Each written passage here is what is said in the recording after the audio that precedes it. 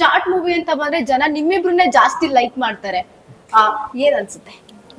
ತುಂಬಾ ಖುಷಿ ಆಗುತ್ತೆ. Which is also unexpected. Troll ಪೇಜ್ಗಳೆಲ್ಲ ಫ್ಯಾನ್ ಪೇಜ್ಗಳು ಹೌದು ಅಲ್ವಾ? ಒಂದೊಂದ್ ವಿಡಿಯೋಗೂ ಫ್ಯಾನ್ ಪೇಜ್ಗಳಿಗೆ ಒಂದಷ್ಟು ಫಾಲೋವರ್ಸ್, ಅದಕ್ಕೆ ಒಂದಷ್ಟು ಲೈಕ್ಸ್, ಎಷ್ಟು ಖುಷಿ ಆಗುತ್ತೆ. ಅದು ತುಂಬಾ ಖುಷಿ ಕೊಡುವಂತ ವಿಷಯ. ಯಾಕಂದ್ರೆ ನಾವು ಫಸ್ಟ್ ಸ್ಟಾರ್ಟ್ ಮಾಡಿದ್ದೆ ನಮ್ ಪೇರ್, ಲೈಕ್ ನನ್ ಫಸ್ಟ್ ಪ್ರಾಜೆಕ್ಟ್ ಅಲ್ಲಿ ಇದೇ ಪೇರ್ ಇದ್ದಿದ್ದು. ಸಾರಿ, ಇದೇ ಪೇರ್ ಅಲ್ಲ, ಇವನೇ ಇದ್ದಿದ್ದು. ಅಂದ್ರೆ ಒಟ್ಟಿಗೆ ಹೇಳ್ತಾರದು, ಒಳ್ಳೆ ಪ್ರಾಣಿಗಳು ಇದೇ ಇದ್ದಿದ್ದು. ಸೊ ಅದಿನ್ನೂ ಕಂಟಿನ್ಯೂ ಆಗ್ತಿದೆ, ಅದು ಜನಕ್ಕೂ ಖುಷಿ ಕೊಡ್ತಿದೆ ಅಂದ್ರೆ ಖುಷಿ ಪಡುವಂತ ವಿಷಯನೇ ಅಲ್ಲ. ಇವಾಗ ಎಷ್ಟು ಕಾಂಪಿಟೇಷನ್ ಆಗ್ಬಿಟ್ಟಿದೆ ಅಂತಂದ್ರೆ ಎಷ್ಟೊಂದು ಶಾರ್ಟ್ ಮೂವೀಸ್ ಬರುತ್ತೆ. ಅದ್ರಲ್ಲಿ ನಿಮ್ದು ಬ್ಯಾಕ್ ಟು ಬ್ಯಾಕ್ ಹಿಟ್ಟೆ, ಯಾವ್ದು ಫ್ಲಾಪ್ ಅಂತ ಯಾವ್ದು ಇಲ್ವೇ ಇಲ್ಲ ಅಲ್ವಾ? ಹೇಗ್ ಸಾಧ್ಯ? ಏನಾದ್ರೂ ಮೋಡಿ ಮಾಡ್ಬಿಟ್ಟಿದೀರಾ? ಇಲ್ಲ ಮೇಡಮ್, ಮೋಡಿ ಅಂದ್ರೆ ಒಂದು ಶಾರ್ಟ್ ಫಿಲಮ್ ಅಲ್ಲಿ ಸಕ್ಸಸ್ ಸಿಕ್ತು ಅಂತ ನಾವು ಅದೇ ಸಕ್ಸಸ್ ನ ಇಟ್ಕೊಂಡು ನೆಕ್ಸ್ಟ್ ಶಾರ್ಟ್ ಫಿಲಮ್ ಹೋಗಲ್ಲ. ಸೊ ನಮ್ ಡೈರೆಕ್ಟರ್ಸ್ ಗಳು ಅಷ್ಟೇ, ಒಂದ್ ಗೆದ್ದಿದೀವಿ ಅಂದ್ರೆ ನೆಕ್ಸ್ಟ್ ಗೆಲ್ಲೇಬೇಕು ಅಂತ ಹೋಗ್ತಾರೆ ಹೊರತು ನಾವು ಲಾಸ್ಟ್ ಅಲ್ಲಿ ಗೆದ್ದಿದೀವಲ್ಲ ನೆಕ್ಸ್ಟ್ ಹೆಂಗ್ ಮಾಡಿದ್ರು ಒಪ್ಕೊಂತಾರೆ ಅನ್ನೋ ಒಂದು ಮನಸ್ಥಿತಿ ನಾವು ಪರಕ್ ಹೋಗಲ್ಲ. ಹಂಗಾಗಿ ಎಲ್ಲೋ ಒಂದ್ ಮಾಡೋ ಕೆಲ್ಸಗಳೆಲ್ಲ ಜನಕ್ಕೆ ಚೆನ್ನಾಗಿ ರೀಚ್ ಆಗ್ತಾ ಇದೆ. ಆಮೇಲೆ ಬರೀ ನಮ್ನೇ ಇಷ್ಟ ಪಡ್ತಾ ಇದಾರೆ ಅನ್ನೋದು ತಪ್ಪಾಗುತ್ತೆ. ತುಂಬಾ ಜನ ಮಾಡ್ತಾ ಇದಾರೆ, ಸೋಷಿಯಲ್ ಮೀಡಿಯಾದಲ್ಲಿ ತುಂಬಾ ಜನ ಒಳ್ಳೊಳ್ಳೆ ಕಂಟೆಂಟ್ ಮಾಡ್ತಾ ಇದ್ದಾರೆ. ಸೊ ಅವ್ರನ್ನು ಇಷ್ಟ ಪಡ್ತಾ ಇರ್ತಾರೆ.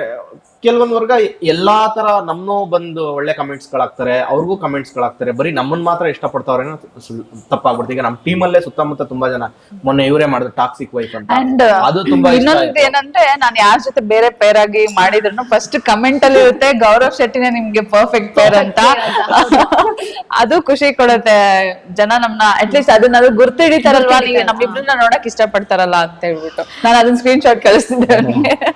ನೀವು ಹೇಗೆ ಅವ್ರ ಟೀಮಿಗೆ ಜಾಯ್ನ್ ಆಗಿದ್ದ? ಫಸ್ಟ್ ಅದೇ ಟೀಮ್ ಅದ್ವೈತ ಅನ್ನೋ ಇನ್ಸ್ಟಿಟ್ಯೂಟ್ ಅಲ್ಲೇ ನಾವೆಲ್ಲರೂ ಇದ್ವಿ. ಆಕ್ಚುಲಿ ಫಸ್ಟ್ ಇವ್ನು ಆಲ್ರೆಡಿ ಸೆಲೆಕ್ಟ್ ಆಗಿದ್ದ.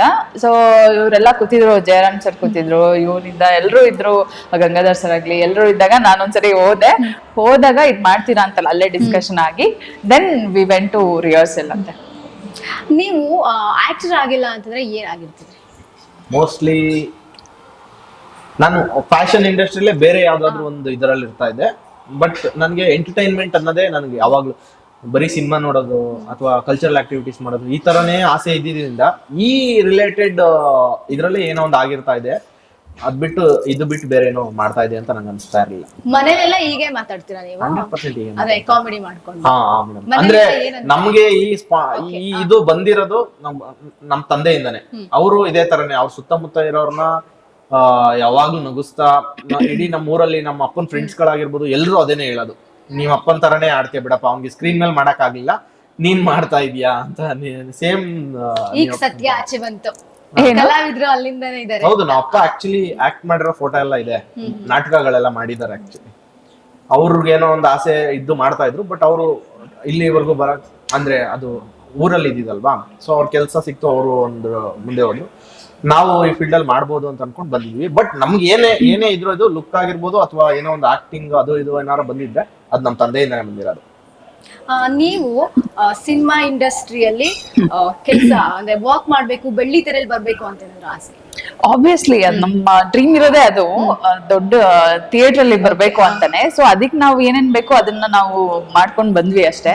ಅಂಡ್ ಹೋಪ್ಫುಲಿ 2025 ಅಲ್ಲಿ same pair same team Amruthanjan cinema ಬರ್ತಾ ಇದೆ ಥಿಯೇಟರ್ ಅಲ್ಲಿ. So that will be a very special. ನೀವೆಲ್ಲ ಥಿಯೇಟರ್ಗೆ ಹೋಗಿ ನೋಡ್ಬೇಕು.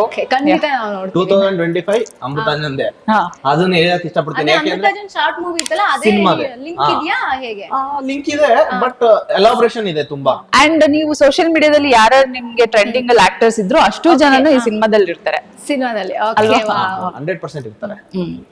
ಸೊ ಇವಾಗ ನ್ಯೂ ಇಯರ್ ಕಡೆ ಹೋಗೋಣ, ಫುಲ್ ಫನ್ ಇರುತ್ತೆ. ಓಕೆನಾ? ಲಾಸ್ಟ್ ಇಯರ್ ಇಲ್ಲೇ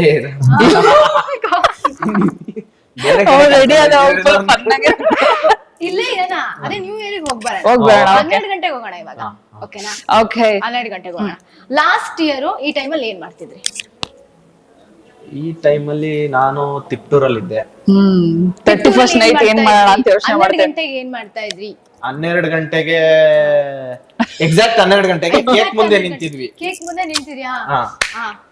ಚಾಕು ಇತ್ತು, ನಾವೆಲ್ಲಾರು ಕಟ್ ಮಾಡ್ಬೇಕು ಅಂತ. ನಾನು ನಮ್ ದೀಪೋಣ, ನಮ್ ಮೇಡಮ್ ಎಲ್ಲ ಇದ್ರು. ನಮ್ ಕೇಕ್ ಕಟ್ ಮಾಡ್ತಾ ಇದ್ವಿ. ಲಾಸ್ಟ್ ಯಾರು ಕಟ್ ಮಾಡಿದ್ರಿ? ಎಲ್ಲರೂ ಸೇರ್ಕೊಂಡು ಕಟ್ ಮಾಡಿದ್ರಿ. ಓಕೆ ನೀವೇನ್ ಮಾಡಿ ಸೇಮ್ ಅಂದ್ರೆ ಸೆಲೆಬ್ರೇಷನ್ ಮೂಡಲ್ಲೇ ಇದ್ವಿ. ಆಕ್ಚುಲಿ ಇವತ್ತು 31st ಕರೆಕ್ಟ್ 12 o'clockಗೆ ಆಬ್ವಿಯಸ್ಲಿ ಕೇಕ್ ಮುಂದೆ ಇರ್ತೀವಿ ಕೇಕ್ ಕಟ್ ಮಾಡಕ್ಕೆ. ಹೊಸ ವರ್ಷ ಅಂತಾನೆ ಏನ್ ನೆನ್ಪಿಗೆ ಬರುತ್ತೆ? ಹೊಸ ವರ್ಷ ಅಂದ್ರೆ ನನ್ಗಂತೂ ತುಂಬಾ ಹೋಪ್ಸು, ಈ ವರ್ಷ ಹೆಂಗಿರುತ್ತಪ್ಪ ಅನ್ನೋ ಎಕ್ಸೈಟ್ಮೆಂಟ್ ಇರುತ್ತೆ ಅಂಡ್ ಪಾಸಿಟಿವ್ ಆಗಿ ಥಿಂಕ್ ಮಾಡ್ಬೇಕು ಅನ್ನೋದು ಮೈಂಡ್ ಅಲ್ಲಿ ಇರುತ್ತೆ. ಸೊ ನೆಗೆಟಿವಿಟಿನ ದೂರ ಹಾಕಿ ಈ ವರ್ಷದಲ್ಲಿ ಲಾಸ್ಟ್ ಇಯರ್ ಇವಾಗ 2024 ನ ರೀಕಾಲ್ ಮಾಡ್ಕೊಂಡ್ರೆ ಡಿಸೆಂಬರ್ ಅಲ್ಲಿ ಎಲ್ಲರೂ ಮಾಡ್ತಾರೆ ಅದು ರೀಕಾಲ್ ಮಾಡೋದು ಏನೆಲ್ಲ ಆಯ್ತು good thing and bad thing ಅಂತ. ಸೊ 2025 ಎಲ್ಲ ಒಳ್ಳೇದಾಗ್ಬೇಕು ಅಂತಾನೆ ಇಷ್ಟ ದಿನ ಯೋಚನೆ ಮಾಡ್ತಿದ್ವಿ. ಈ ವರ್ಷ ನನ್ಗೆ ಸ್ವಲ್ಪ ಮೆಚುರಿಟಿ ಜಾಸ್ತಿ ಬಂದಿರೋದ್ರಿಂದ ನೆಗೆಟಿವಿಟಿ ಬಂದ್ರು ಅನ್ಕೊಂಡ್ಬಿಡ್ತಾವೆ ನಾನು maturity ಜಾಸ್ತಿ ಬಂದೈತಿ ಅಂತ. ಅಂದ್ರೆ ಅವ್ರ ಮೆಚುರಿಟಿ ಬಂದಿಲ್ಲ ಇನ್ನು ಅದೇ ತಾನೇ ನಿಮ್ ಮಾತಿನ ಅರ್ಥ ಮತ್ತೆ. ಇಲ್ಲ ಅಂದ್ರೆ ನಾನ್ ಮೆಚೂರ್ಡ್ ಆಗಿ ಮಾತಾಡಿದ್ರೆ ತಗೊಳಲ್ಲ ಜನ. ಹಾಗೆ ನೋಡಕ್ಕೆ ಇಷ್ಟ ಅವ್ರನ್ನ. ಸೊ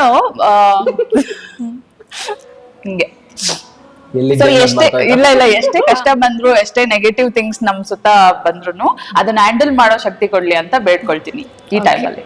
ನಿಮ್ ಪ್ರಕಾರ ಆ ನ್ಯೂ ಇಯರ್ ಅಂದ್ರೆ ಏನು? ನ್ಯೂ ಇಯರ್ ಅಂದ್ರೆ ಹೊಸ ವರ್ಷ. ನ್ಯೂ ಇಯರ್ ಅಂದ್ರೆ ಮೇಡಮ್ ನನ್ಗೆ ತುಂಬಾ ಡಿಫ್ರೆನ್ಸ್ ಏನ್ ಅನ್ಸಲ್ಲ. ಕ್ಯಾಲೆಂಡರ್ ಡೇಟ್ ಚೇಂಜ್ ಆಗ್ಬೋದು, ಇಸ್ವಿ ಚೇಂಜ್ ಆಗ್ಬೋದು. ಅಂದ್ರೆ ಓಕೆ ಒಂದ್ 12 months ಅಂತ ಏನ್ ಪೀರಿಯಡ್ ಇಟ್ಕೊಂಡಿರ್ತೀವಿ ನಾವು, ಅದು ಮುಗ್ದು ನೆಕ್ಸ್ಟ್ ಜಂಕ್ಷನ್ಗೆ ಹೋಗ್ತೀವಿ ಪೀರಿಯಡ್ಗೆ ಅಂತ ನಾವ್ ಅನ್ಕೊಂತೀವಿ. ಬಟ್ ನಮ್ ಪ್ರಕಾರ ಯುಗಾದಿ ಹಬ್ಬದಲ್ಲೇ ನಾವ್ ಹೊಸ ವರ್ಷ ಅಂತ ನಾನ್ ಫೀಲ್ ಮಾಡ್ತೀನಿ. ಯಾಕೆಂದ್ರೆ ನಮ್ ಚಿಕ್ಕ ವಯಸ್ಸಿಂದನೂ ನ್ಯೂ ಇಯರ್ ಬಟ್ಟೆ ಕೊಡಿಸ್ತಾ ಇರಲಿಲ್ಲ, ಯುಗಾದಿ ಹಬ್ಬಕ್ಕೆ ಬಟ್ಟೆ ಕೊಡಿಸ್ತಾ ಇದ್ದಿದ್ದು. ಇವಾಗ ತಗೊಂಡ್ರೆ ಇವಾಗ ಬಟ್ಟೆ ನ್ಯೂ ಇಯರ್ ಇವಾಗ ನಾವೇ ತಗೊಳ್ಳೋದ್ರಿಂದ ತಗೋತೀವಿ, ಅವಾಗೆಲ್ಲ ಕೊಡಿಸೋದು. ಸೊ ಯುಗಾದಿ ಅನ್ನೋದು ಹೊಸ ವರ್ಷ ನಮ್ಗ್ ಸ್ಟಾರ್ಟ್ ಆಗೋದು. ಸೊ ಇದು perhaps it's calendar new year. ನಾವು ಸೆಲೆಬ್ರೇಟ್ ಮಾಡಲ್ಲ ಅಂತಲ್ಲ, ನಾವೆಲ್ಲ ಫ್ರೆಂಡ್ಸ್ ಜೊತೆ ಸೆಲೆಬ್ರೇಟ್ ಮಾಡ್ತೀವಿ. ಬಟ್ ಆಕ್ಚುಲ್ ನ್ಯೂ ಇಯರ್ ನಮ್ಗೆ ಯುಗಾದಿ. ಓಕೆ ಹೊಸ ವರ್ಷ ಅಂದ್ರೆ ಅದೇ ಅವ್ಳು ಹೇಳ್ದಂಗೆ ನೆಗೆಟಿವ್ ಪೀಪಲ್ ಯಾರ್ಯಾರು ನಮ್ಗೆ ನೆಗೆಟಿವ್ ಅನ್ಸಿದ್ರು 2024 ಟಾಕ್ಸಿಕ್ ಅನ್ಸಿದ್ರು ಅವ್ರನ್ನೆಲ್ಲ ದೂರ ಇಟ್ಟು ಪಾಸಿಟಿವ್ ಪೀಪಲ್ ಜೊತೆನೆ ಇದ್ದು. ಅಲ್ಲ ನಿಮಗೂ ಟಾಕ್ಸಿಕ್ ಪೀಪಲ್ಸ್ ಇದ್ದಾರಾ? ಎಲ್ಲಿರಲ್ಲ ಮೇಡಮ್, ಇಲ್ಲಿಲ್ಲ, ಇಲ್ಲಿ ಯಾರು ಇಲ್ಲ. ಹೌದು, ಎಲ್ಲಿರಲ್ಲ ಹೇಳಿ, ಎಲ್ಲಾ ಕಡೆ ಸಿಗ್ತಾರೆ. ಅದಂತ ದಾರಿಲಿ ಹೋಗ್ಬೇಕಾದ್ರೆ ಮುಳ್ಳುಗಳಿಗೆ ಅವಾಗ ಸಿಗ್ತಾ ಇರ್ತದೆ, ತೆಗೆದು ಬಿಸಾಕ್ಬಿಟ್ಟು ಹೋಗ್ತಾ ಇರ್ಬೇಕು, ಏನ್ ಮಾಡಕ್ಕಾಗಲ್ಲ. ಅದೇ ಈಗ ಎಷ್ಟು ಮುಳ್ಳುಗಳು ಒಟ್ಟಿಗೆ ಚುಚ್ಕೊಂಡ ಅವೆಲ್ಲ ಕಿತ್ತಿ ಎಸ್ಬಿಟ್ಟು ಮುಂದೆ ಹೋಗೋದ ಟೈಮ್. 2024ರಲ್ಲಿ ಎಷ್ಟು ಮುಳ್ಳುಗಳನ್ನ ಕಿತ್ತಿ ಸೈಡ್ಗೆ ಎಸ್ತಿದ್ದೀರಾ? ಅದೇ ಅಂದ್ರೆ ಅವಾಗ ಬಂದಂಗೆ ಅಲ್ಲೆಲ್ಲ ಕಿತ್ತಿ ಹೋಗ್ತಾ ಇರ್ತೀವಿ. ಇವಾಗ ಗಾಯ ಆಗಲ್ವಾ? ಗಾಯ ಬಟ್ ಹಂಗೆ ಬಿಟ್ರೆ ಏನಾಗ್ಬಿಡುತ್ತೆ ಹೇಳಿ, ಸೆಪ್ಟಿಕ್ ಆಗಿ ಇದಾಗ್ಬಿಡುತ್ತೆ. ಅಲ್ಲೆಲ್ಲ ಕಿತ್ತೆ ಅವಾಗ್ಲೇ ಚಿಕ್ಕ ಗಾಯ ಎಲ್ಲ ಹೊಡ್ಕೊಂಡ್ಬಿಡ್ಬೋದು. ಸ್ವಲ್ಪ ರಕ್ತ ಬಟ್ ಬರೀ ಟಾಕ್ಸಿಕ್ ಇದಾರೆ ಅಂತಲ್ಲ, ತುಂಬಾ ಅದ್ಭುತವಾಗಿರೋರು, ನಮ್ ಜೀವನ ಚೇಂಜ್ ಮಾಡೋಂತವ್ರು ಪರಿಚಯ ಆಗಿದ್ದಾರೆ, ಒಳ್ಳೆ ಇದು ಆಗಿದ್ದಾರೆ ಎಲ್ಲಾರು. ಇವ್ರ ಪರಿಚಯ ನಿಮಗೆ 4 years ಮೇಲೆ 4 years ಮೇಲೆ ಆಯ್ತು. ಅಂದ್ರೆ 2024 ಹೇಳ್ತಾ ಇದೀನಿ. ಅವ್ರಿಗೆ ನಾನ್ ಥ್ಯಾಂಕ್ಸ್ ಹೇಳಕ್ ಬಿಡ್ತೀನಿ, ಅದಕ್ಕೆ ನಾನು ಥ್ಯಾಂಕ್ಫುಲ್ ಆಗಿರ್ತೀನಿ. ಹೋಪ್ಫುಲಿ 2025 ಈ ತರ ಟಾಕ್ಸಿಕ್ ಪೀಪಲ್ ಈ ತರ ಅಂದ್ರೆ ಹೇಳ್ದಂಗೆ ಟಾಕ್ಸಿಕ್ ನೆಗೆಟಿವ್ ನ ಸ್ಪ್ರೆಡ್ ಮಾಡೋರು ನಮಗ್ ಸಿಗದೆ ಇರ್ಲಿ, ಆದಷ್ಟು ಸಿಗ್ತಾರೆ ಆಬ್ವಿಯಸ್ಲಿ. ಅದನ್ನ ಫಿಲ್ಟರ್ ಮಾಡೋ ಕೆಪಾಸಿಟಿ ದೇವ್ರು ನಮ್ಗೆ ಕೊಡ್ಲಿ ಅಷ್ಟೇ. ಅಂದ್ರೆ ಆಬ್ವಿಯಸ್ಲಿ ಯಾರಿಗೇ ಆಗ್ಲಿ ಮೇಡಮ್, ಎದುರುಗಡೆ ಒಂದ್ 2 ದಿನ ಟ್ರಾವೆಲ್ ಮಾಡ್ಬಿಟ್ರೆ ಗೊತ್ತಾಗ್ಬಿಡುತ್ತೆ ಇವ್ರು ಯಾವ ತರ ಒಳಗಡೆ ಯಾವ ತರ ಇದೆ, ಆಚೆ ಯಾವ ತರ ಫೇಸ್ ಇದಿರುತ್ತೆ ಅಂತ. ಹಂಗಾಗಿ ಗೊತ್ತಾಗ್ಬಿಡುತ್ತೆ. ಆಕ್ಚುಲಿ ನಾವಿಬ್ರು ಒಂಥರ ಸೇಮ್ ಅನ್ಬೋದು. Actually we don't vibe with many people, but if we do it will be very genuine ಅಂತ. ಸೊ ನಮ್ ತರ ಜನಗಳಿಗೆ ಆ ಟಾಕ್ಸಿಕ್ ಪೀಪಲ್ ನ ಹ್ಯಾಂಡಲ್ ಮಾಡೋದ್ ಕಷ್ಟ ಇರುತ್ತೆ. ಸೊ ಯಾಕೆಂದ್ರೆ ಎಷ್ಟೊಂದ್ಸಲಿ ಯಾರೋ ಒಬ್ರು ಎಲ್ಲೋ ಒಂದ್ ಕಡೆ ಇಂಟರ್ವ್ಯೂಗಳು ಅಥವಾ ಇಂಟರ್ವ್ಯೂ ಅಂತೀನಿ ನಿಮ್ಮಲ್ಲಿ ಎಲ್ಲೋ ಒಂದ್ ಕಡೆ ಸಿಕ್ಕಿದಾಗ ನನ್ಗೆ ಯಾವ ತರ ಅನ್ಸಿರ್ತದೆ, ಇವ್ರಿಗೂ ಅದೇ ತರ ಅನ್ಸಿರ್ತದೆ. ಇಬ್ರು ನಿನ್ಗೆ ಅನ್ಸ್ತಾ ಇದೆ, ಗೊತ್ತಾಯ್ತು.